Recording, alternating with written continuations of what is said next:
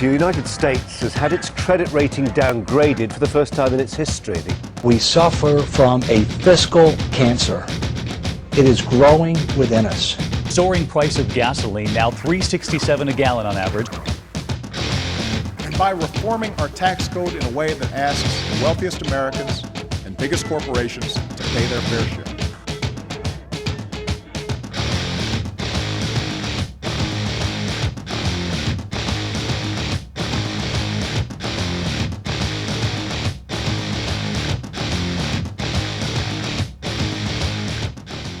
Hi, I'm Tony Robbins.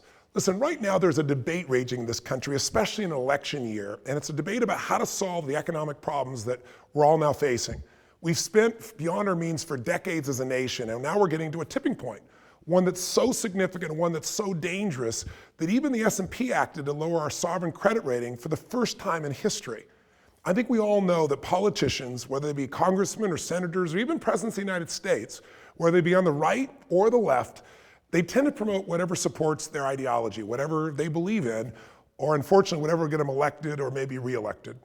But if you're independent in your thinking, the raw and real facts, the data, the simple facts can be extremely helpful in answering this big current political debate, which is how do we become solvent once again as a nation?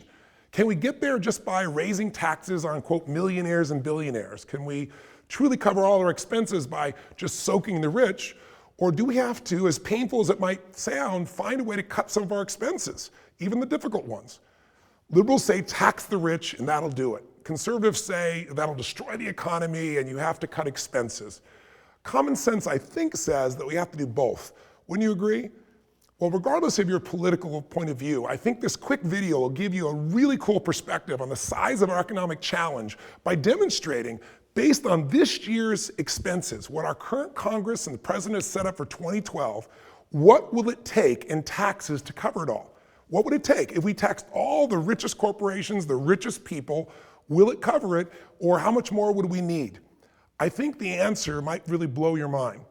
So let's talk about these numbers, 1 million, 1 billion, and 1 trillion.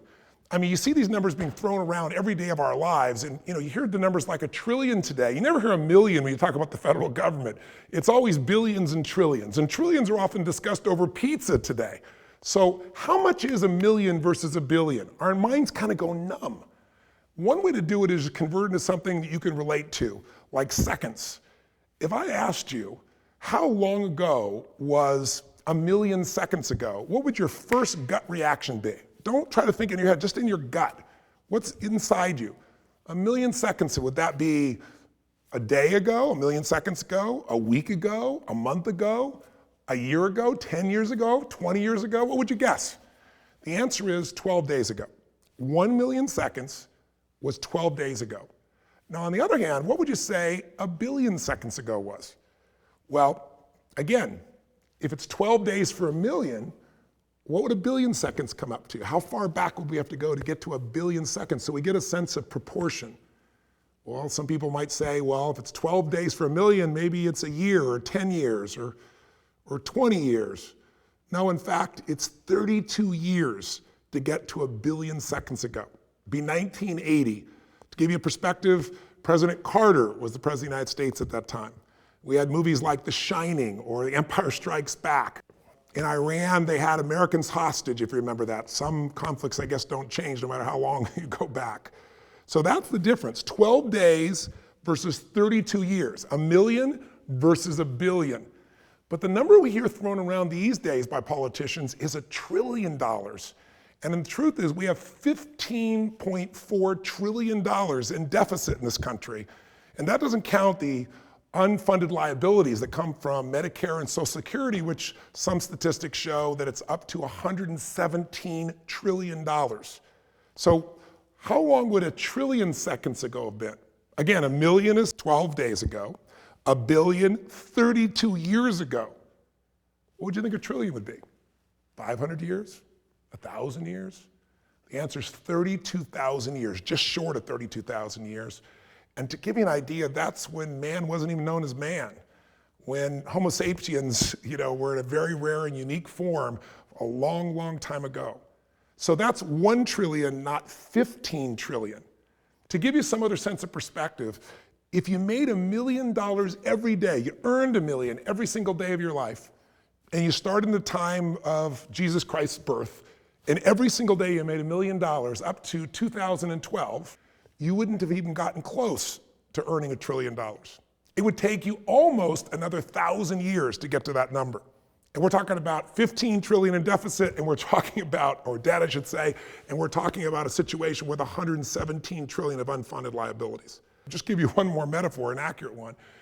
If you took the 15 trillion that we owe, and you made it into dollar bills, and you put them end to end, side to side, you could cover every single highway and every country road in America 2 times over with literally dollar bills. It's such a staggering number, it's beyond imagination, and yet people throw these numbers around because people don't make much of a difference in their mind between $1 million and $1 billion. In fact, over 2 centuries, from the time of George Washington's administration all the way to the end of the Reagan administration, the US accumulated a total debt of $2.2 trillion. Now today you might just say just $2.2 trillion, because here's what'll blow your mind. In the last 24 months alone, between August 2009 and August 2011, we've created an additional debt of $2.95 trillion, almost $3 trillion that we've accumulated literally in 2 years, more than it took us to accumulate in 200 of the previous years of all the American administrations. So now you get a chance to appreciate some hard work that comes from just one dedicated blogger taking the time to spell out for you in plain English what the issues really are. When I was looking online, trying to find ways to be able to show you a visual way to see quickly what the deficit is, or I should say what this year's spending is going to be and how we're going to meet it, I came across this blog by this man named Iowa Hawk, who is more of a conservative. I'm more independent, so I'm not going to use his inflammatory language, but what he did a damn good job of, and our research team went and did additional research on, is coming up with the real numbers. And this is his format. So I'm going to pretty much take what he got in his, put it out in his blog and make it more visual for you in this video. So I want to thank you, Iowa Hawk, in advance for putting this brilliant information out. And you can find Iowa Hawk at iowahawk.typepad.com if you want to read his material. But be aware that he's more conservative in his personal approach. So he's a bit inflammatory if you're more independent or if you're more liberal in your approach. So I also want to thank my research team, because Iowa Hawk did this in 2010 for the 2011 budget. And we've gone through and done all the research my team has to give you the 2012 numbers. So these are the current numbers. So let's begin. Let's look at some basic research and try and figure out, how do we actually pay for this $379 trillion that President Obama and this Congress have planned to spend in 2012? By the way, that's $10.4 billion a day that we got to live on. Just think about it. America has to live on $10 billion a day, and we're borrowing more than $4 billion of that every single day just to stay afloat. So let's start with a calendar, and let's start at 12:01 a.m., January 1st. Now, according to Iowa Hawk, the only thing more evil to a liberal than a rich person is a rich corporation. So he takes those 2 corporations that he thinks most people that are liberal consider to be the most evil, which is ExxonMobil and Walmart, and he says, forget the high taxes. Let's just take every single penny of their combined 2011 global profits. That's $46.7 billion. Now, if we spend all of their profits, it only gets us from midnight on January 1st to 12:45 p.m. on January 5th. That's after taking the profits, all of them, global profits, the 2 largest corporations in the world. So that's not too impressive. So he starts to say, let's look at this deeper. Let's take every single penny of profit, every penny that comes from the other 498 companies on the Fortune 500, all of it. That's $567 billion, and that still just gets us to 12:15 a.m. on February 29th, my birthday, leap year. Now, obviously, this isn't getting us where we need to go. We've taken every dime of profit from the big Fortune 500 companies, and it's a few weeks after the Super Bowl, so what do? Maybe we go back and we just grab all the corporate advertising, all that was spent, which was $200 million. That'll run the country for about 28 minutes. But why stop there? Let's take all of the ad money, all the 46 years of Super Bowls. That totals $5.2 billion. If somehow we could have a retroactive tax and get all 46 years of all the money ever spent, we'd still only be able to get to 12:15 p.m. on the same day, February 29th. Look, it's obvious that we're not just getting where we want to go, so we can't just do it off the backs of corporations.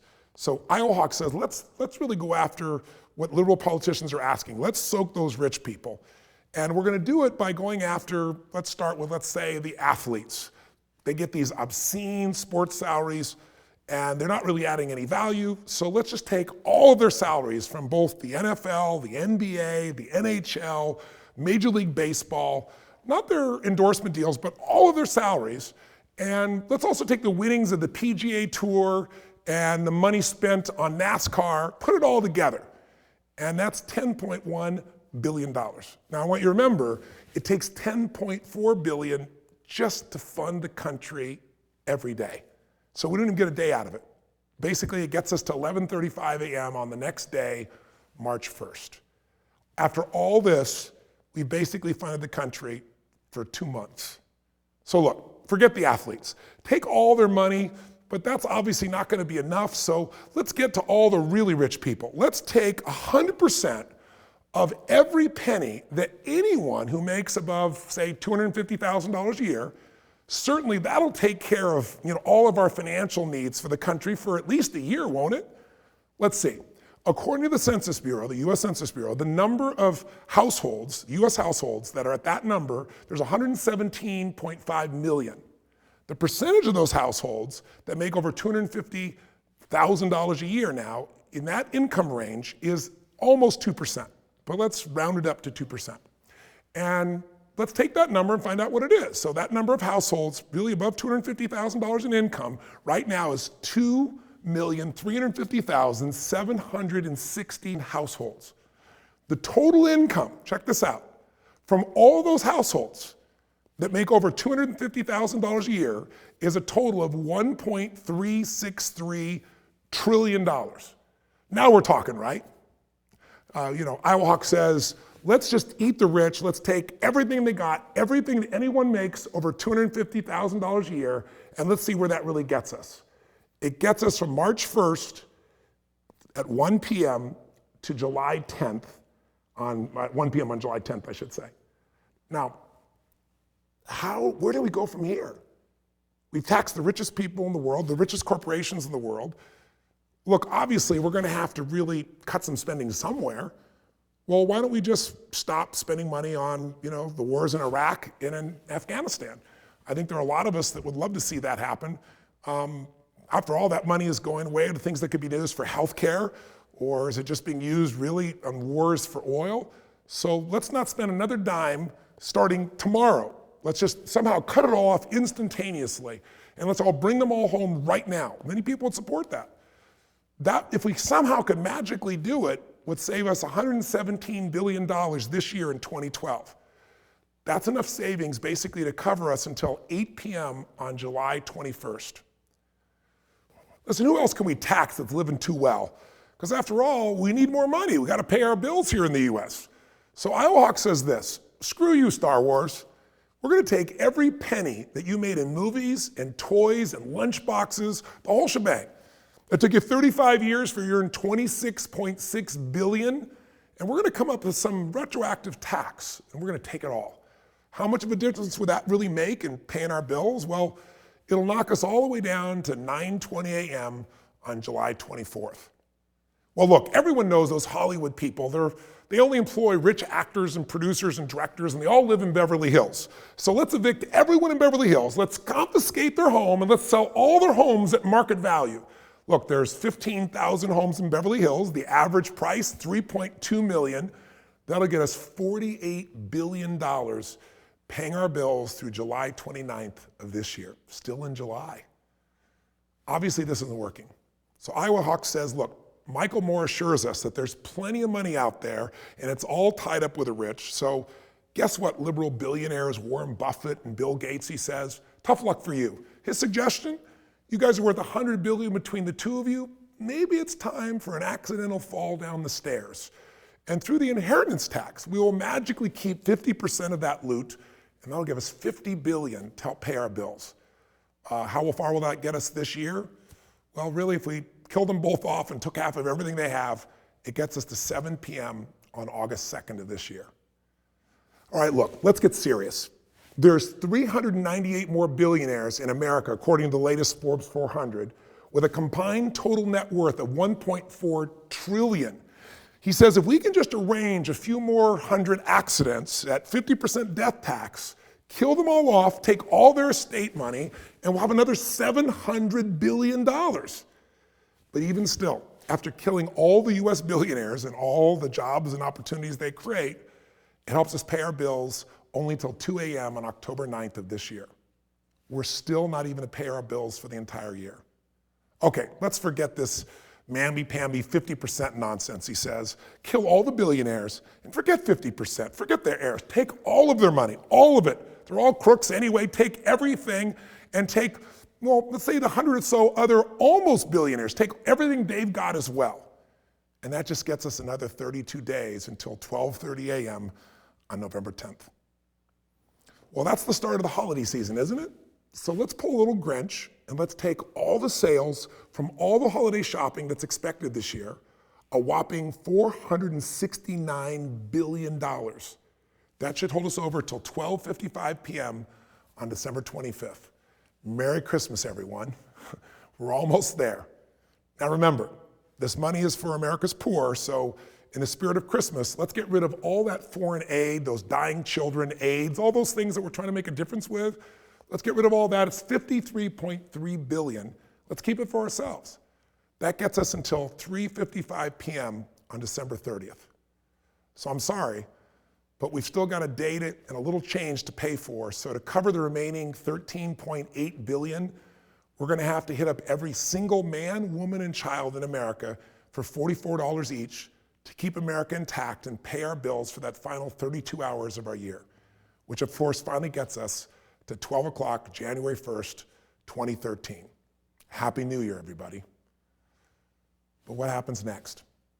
You see, we've taken all the profits and all the salaries and all the assets and the expenses and the revenues and the holdings of the rich and those corporations, and we've liquidated them. So what happens when you kill off the golden goose? There's no more golden eggs. There's no more profits. There's no more revenues that are available for tax and thus fund our government. What are we going to do? Yet President Obama and our Congress, meanwhile, they're proposing we spend another $3.8 trillion in 2013. And somehow, magically, we're going to spend even more, but he projects somehow that our deficit will be smaller, that somehow our revenues will grow this year.